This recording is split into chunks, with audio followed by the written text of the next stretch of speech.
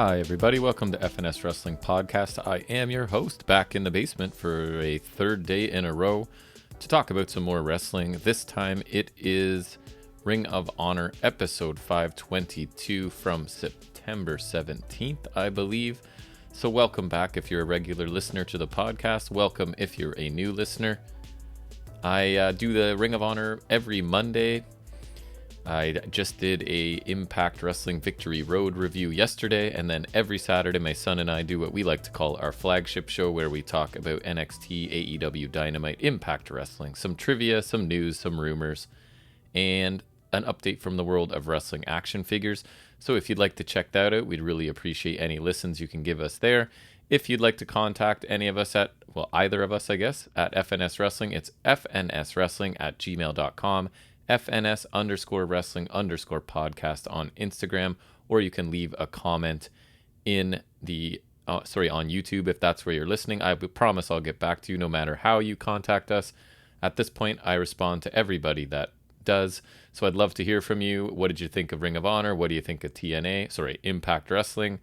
What do you think of Dynamite? What do you think of anything in wrestling right now? What do you think of our podcast? Any thoughts you have, I would love to hear them.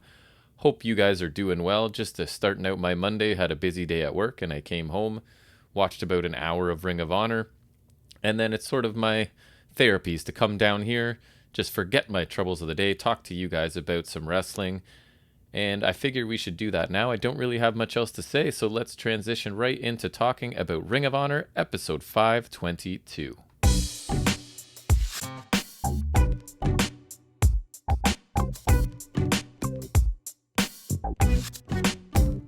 So as usual, Quinn McKay is at the desk to start the show. She welcomes us, tells us today is all about pure wrestling. So I'm not sure how I feel about that. I'll talk about it later on, I guess. My feelings about the pure division.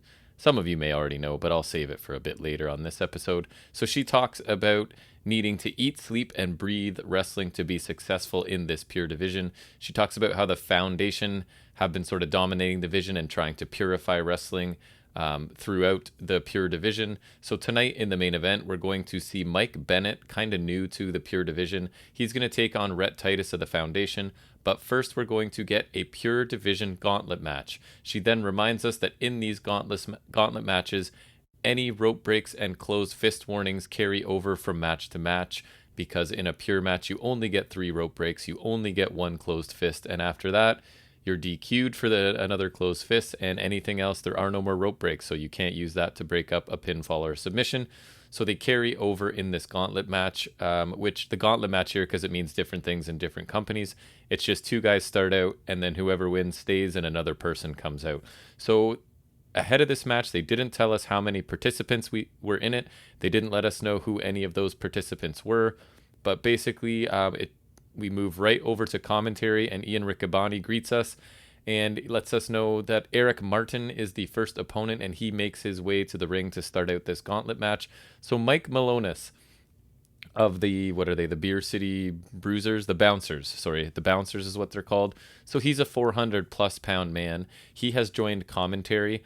And he is upset that Eric Martin has now been in 3 gauntlet matches, as commentary tells us, while Malonis hasn't been in any. He claims that he is pound for pound the best pure wrestler on the planet. So I've talked about this before, that ROH seems to be fairly obsessed right now with putting on guest commentators for basically every match. And normally I've been saying they don't really add anything. I haven't noticed anything. But Malonis did amuse me a couple times here, arguing that he is a great pure wrestler, right? I mean, not to generalize, but the pure wrestlers tend to be smaller, whereas Malonis is a huge man. So you've got kind of like Jonathan Gresham, who's considered probably the best pure wrestler. He's like 5'4". You know, you've got world famous CB, who will be coming out here next, and he weighs maybe 150 pounds sort of thing. So it's kind of entertaining for Malonis to basically say that he is a better pure wrestler than these guys, as there is nobody really large in this entire division. So I kind of enjoyed what he added to commentary here. So world famous CB, as I said, is introduced next. He'll be competing, and Malonis again complains that he has beaten people in this match and that it's not fair that they're getting a shot in this gauntlet match and he's not. So commentary point out that he's beaten these men. He hasn't beaten them, in pure matches. Malonis basically replies that none of the pure wrestlers will face him in a pure match. and that I thought so far already, even the match hasn't started, and Malonis has been the most entertaining guest commentator so far. And honestly, I'm not a big Malonis fan, but I think he's kind of funny in this role. So the match, the pure gauntlet match starts. So Martin and world famous CB start out. Honestly, I don't really have interest in either of these men. Martin just seems to be thrown out there whenever they need to fill some time, and CB clearly isn't a major part of their plans going forward. So I'm not a big fan of either. They feel like they're just kind of here to fill out the competitors in this match. So early on, Malonis on commentary again makes a crack about CB weighing about 75 pounds. And Caprice Coleman, one of the other commentators, I thought it was funny. He quickly is basically like, oh, so we're going to be making jokes about people's weights now? Again, because Malonis is a very large 400-pound plus man. So Caprice is just kind of implying, like, if we're going to start making fun of people's weight, let me know because I'm ready kind of thing, which I thought was funny. So Martin grabs the ropes as CB is trying to get his leg free. So basically, it's just like CB's trying to capture his leg. And I don't know if Martin, it's just they're selling he's inexperienced or he's not used to pure matches or whatever. But he's grabbing the ropes right away, kind of, I guess, forgetting that he has limited rope breaks, even though they're announcing each one. So honestly, within like the first 2 minutes, Eric Martin has used all 3 of his rope breaks, just sort of trying to escape basically his foot being captured. He wasn't even in a painful submission or anything, just really early on. So he has no rope breaks left. I would say, honestly, less than 2 minutes into this match. So I thought that was an interesting choice. So Martin eventually hits a forearm and a boot to CB, who's standing on the apron, and he gets knocked to the floor. We get a suplex and a kip up by Martin before a corner clothesline. CB stops the momentum with a forearm and an eventual kick to the face.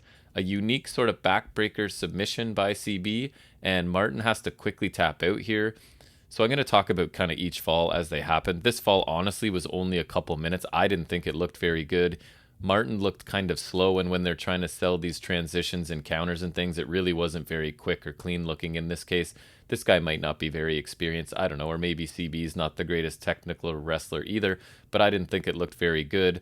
It kind of looks like, to me, Martin, and who am I to criticize? I've never wrestled a day in my life, but it still looks like I've coached a lot of different things, and he looks like an athlete who is still really having to think about what he's doing rather than having enough experience and confidence to just sort of do it. So it looks like he's kind of processing what he's doing as he's doing it, and it kind of slows him down a little bit.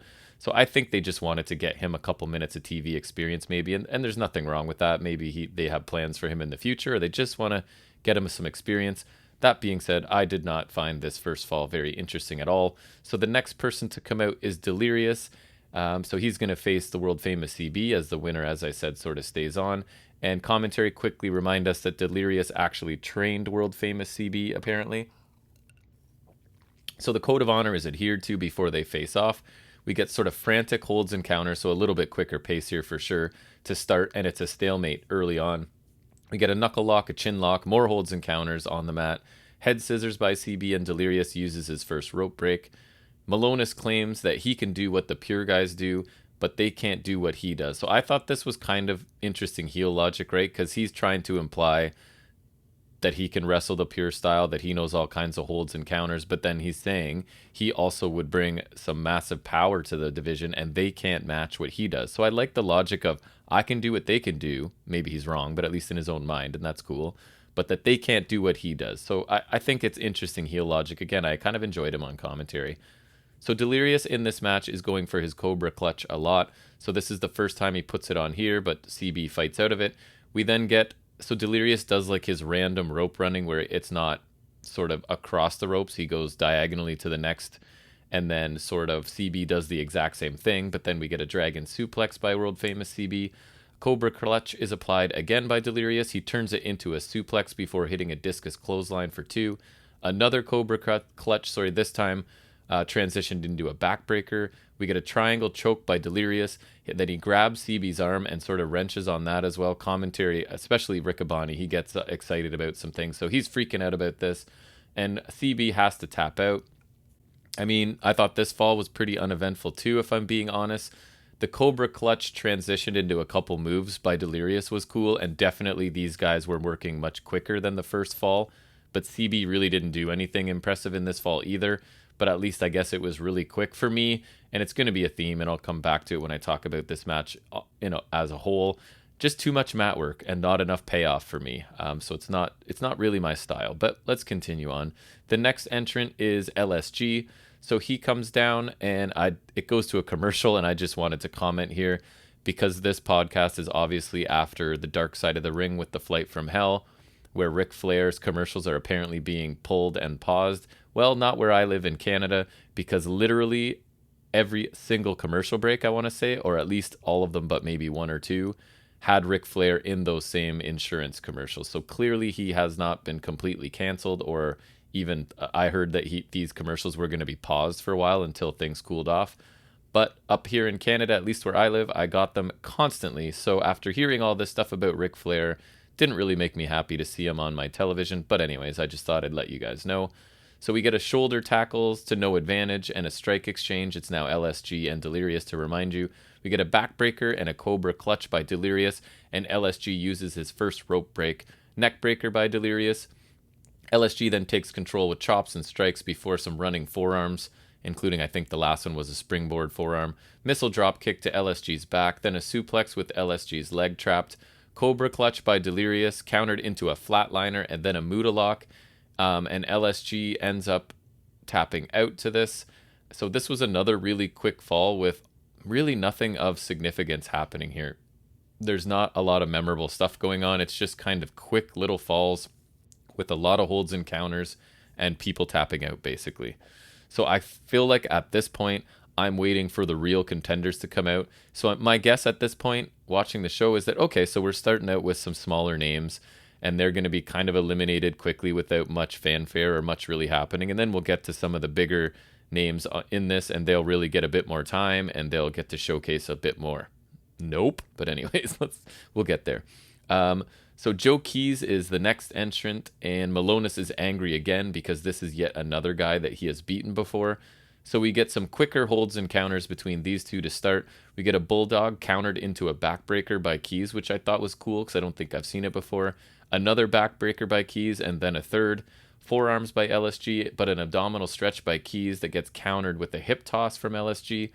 LSG's back gives out trying to hit a signature, and Keys hits another backbreaker and hooks in a half crab, and LSG has to use his second rope break here. We get 3 German suplexes by Keys, and LSG uses his final rope break. LSG then counters a superplex as he's coming off the top, sort of turns it into a crossbody, hooks the leg to get the pinfall and advance. So Keys is eliminated from the gauntlet.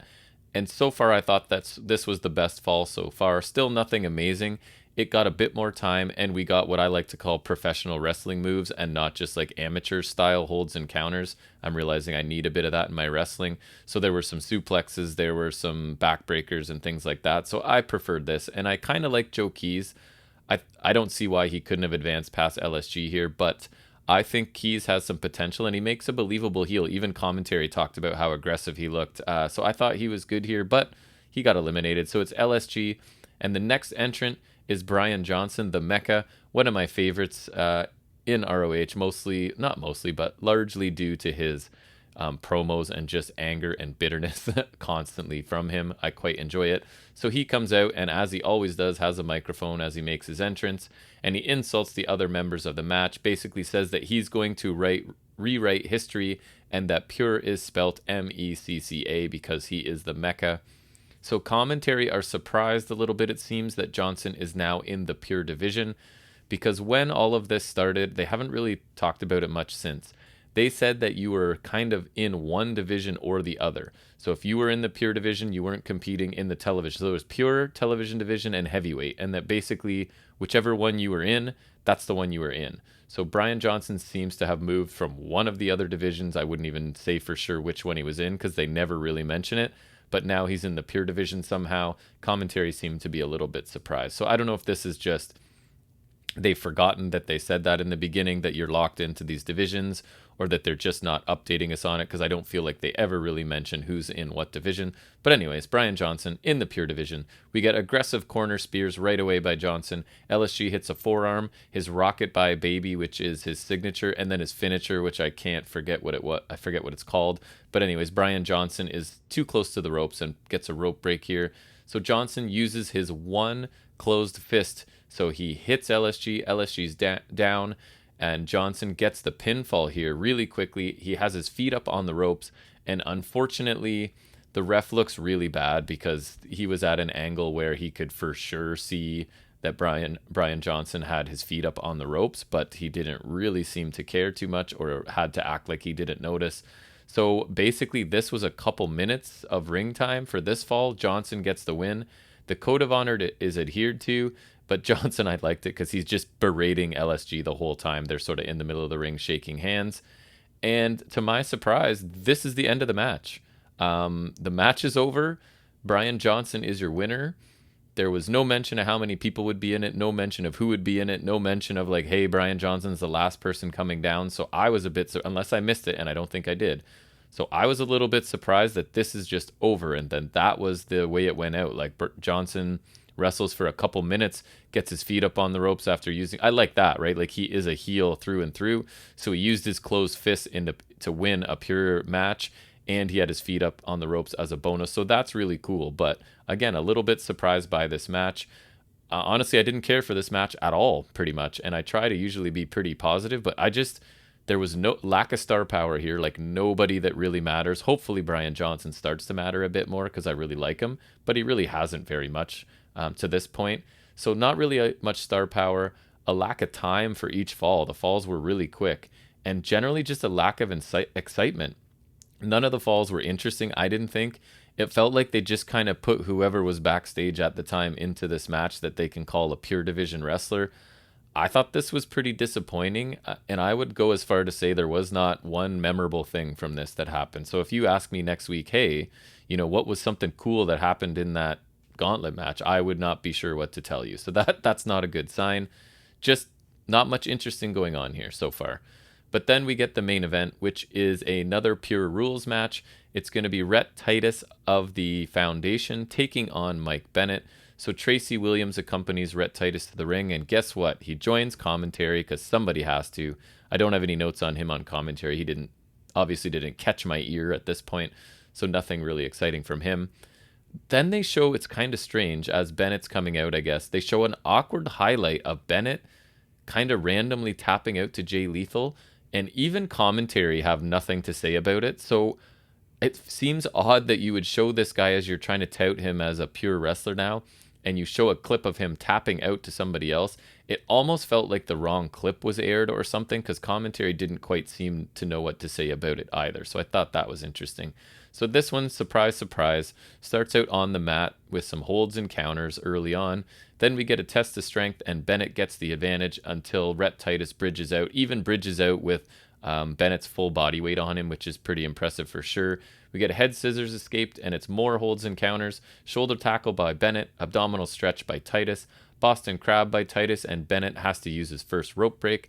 More holds and counters. This time they change it up, and they're standing instead of being on the mat.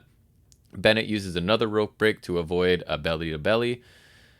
Titus goes for repeated pinfalls right near the ropes, and he's kind of urging Bennett to use his final rope break. I thought that was kind of cool. He keeps trying to get his shoulders on the mat, and he's like, put your leg on the ropes, or something along those lines.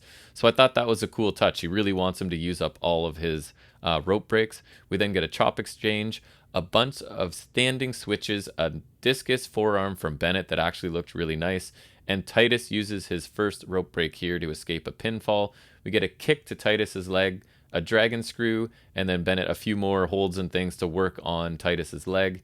Rhett hits a drop kick while we're on the break to show us that he kind of got control from that. So he hits a boot as we are back from the break.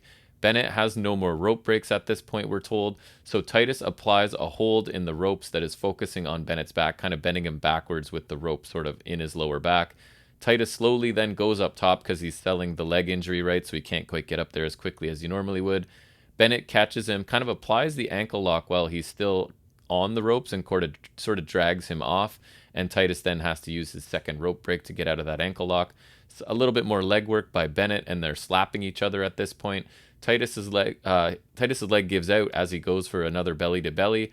Bennett quickly drop kicks the injured leg. We get a series of near falls for each man as they're telling us there's 1 minute left in the time limit. They frantically now try to pin each other as time winds down. We get a double clothesline. Both men are down. The bell rings. The time limit has been reached. So this match will go to the judges. Judges that we have no idea who it is. We see nobody. They tell us nothing about it. We're just given a decision, which I thought was a little bit interesting. Why not have judges or tell us who the judges are? But we get none of that. So we find out that the winner by these mysterious judges is Mike Bennett by a split decision. So Titus and Bennett sort of spend a bit of time chatting in the ring. They do shake hands to end the show. And that is it. So I thought this match was fine, a lot better than the Gauntlet, but still nothing really special. It did get lots of time, and the Pure Rules definitely played a role with rope breaks and things like that. But again, this was a lot of mat work and counter wrestling, which is not really my favorite, especially after what I considered a pretty dry Gauntlet match to start. So there was nothing wrong with this match for sure. It just didn't really connect with me. It wasn't like, I don't think it was bad. I just, as we say a lot on FNS Wrestling, it was fine. It was a fine match. But I mean, this is your main event. So I would hope for something a little bit more than fine. But fine is what we got. So overall, you won't be surprised. I was not very impressed with this episode. And I believe I really enjoyed last week. So that's a somewhat disappointing. As I've said before with ROH, and I don't think it's their fault. It's just a lack of time, right? Certain weeks simply have no star power on the show, and this was one of them. Also, I thought an interesting choice. Not one promo by anyone on this episode. Found that strange. Normally, we either get something pre-recorded or they'll do like an inset promo as they're making their entrance or something, but there was nothing. So my suggestion, I guess, would be why not have a couple promos from your major stars that aren't going to be on this episode wrestling? You could further storylines or create some stories by just quick little promos. Either of the matches tonight could have spared a couple minutes. You could have had some sort of quick promo by Bandito or Shane Taylor Promotions or pretty much anybody that really you're considering a star. Not Violent by Design. Wrong company. Sorry, Violence Unlimited. Something like that, right? Like get Brody King out there, because we'll go weeks without seeing some of these stars or hearing from some of the stars. And I find that frustrating. Again, it's not necessarily their fault. They have a full roster and only 1 hour a week to get them on TV. But I think they do themselves a disservice by not mentioning some of their bigger stars for weeks at a time. And it just kind of bothers me. So this really was a pure episode. All pure matches, all pure wrestlers. And despite being excited by the Pure division when it restarted during the pandemic, I think that's when it started, I've learned that it's definitely not my favorite style of wrestling. I was like, man, I like the realistic style. I'm going to enjoy this. I don't, it turns out. If you like realistic submissions and counters, then this is the style for you, right? I'm not an MMA guy, so I don't really have the technical knowledge to be impressed by realistic looking holds and counters. I just kind of get bored because it's nothing. It's like when people, I grew up a giant baseball fan, right? So I can pretty much put on any baseball game and be somewhat entertained. But I fully understand people when they say baseball is so boring and they can't get into it. Because if you don't have basically the technical background, right? Being born and raised on baseball and my dad being obsessed with it, I can find some sort of battle in every pitch, every confrontation. And I feel like that's what I'm lacking with the pure style is I don't have a lot of technical knowledge of submissions and things. So maybe they're doing really cool stuff. It's just lost on me and I get a little bit bored. Things are happening, but it doesn't interest me basically. So that's a personal bias I have. So you may have found this much more interesting than I, but I have learned that I need some professional wrestling in my matches, right? These don't offer that. I need something more than just rolling around and countering moves. I need some high impact, explosive looking stuff to really keep me interested. You can mix those two things together if you want to, but again, I would prefer for my formula, it would be more of the high impact, explosive professional wrestling and a little bit less of the rolling around on the ring, countering each other.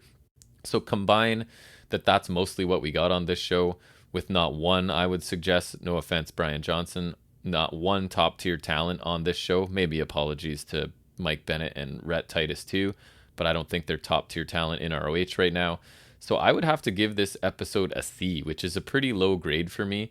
So what a C means for me is that this was basically a bit of a chore for me to get through, and there's nothing on here that I would recommend for anyone to go out and see if you're a person that doesn't watch it. And I know there are some people, Kevin, I know you're out there and you don't watch it anymore and you sort of listen to me talk about it. So I would say there's nothing you need to go out and find here. So honestly, Mike Malonis on commentary, I can't believe I'm saying that, was probably the thing that entertained me most tonight. And that can't be a good thing because I'm not a Mike Malonis fan even. I don't think he's bad. I don't have any problem with him. But if you would have told me you're going to watch an episode of Ring of Honor and you're going to say Mike Malonis on commentary for whatever it was, 10 minutes, maybe a bit longer, is the most entertaining thing, that's not a good sign. And I don't think it was on this show. So I gave it a pretty low grade for me, and that's a C. So not really fun to watch. Nothing I'd recommend. Not a great grade, so I'm hoping they bounce back next week with something that I really enjoy. So that being said, I think that's going to wrap up my review of Ring of Honor episode 522. I hope you enjoyed it. And again, love to hear from any of you. So reach out on whatever platform you'd like. Leave a comment. The likes, subscribes, and things are always appreciated. So I really want to thank you for any time you spend listening to myself and my son talk about wrestling in your week. I will definitely be back here on Saturday for episode 62. So feel free to join us and listen to us talk for a couple hours at least about many things from the week that was wrestling. And until then, I guess, take care, everybody.